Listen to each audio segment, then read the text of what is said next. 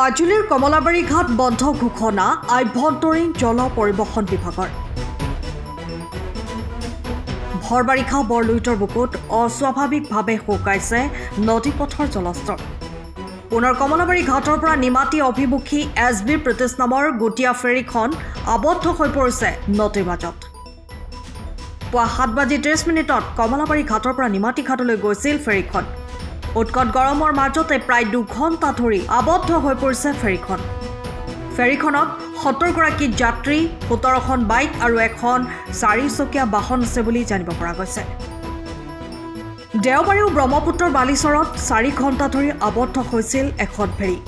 দীৰ্ঘ সময় ধৰি নদীপথৰ জলস্তৰ হ্ৰাস আৰু বালিচৰ পৰা বাবে জাহাজ চলাচল বন্ধ হৈ আছে কমলাবাৰী ঘাটত।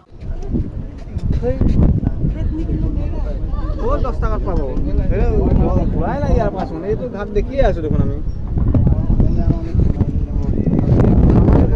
দেখিয়ে আছোঁ।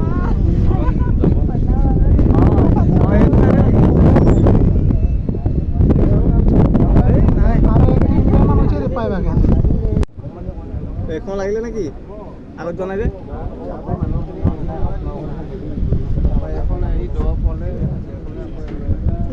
এইখনটো নাই নাই মানুহ আছে নেকি?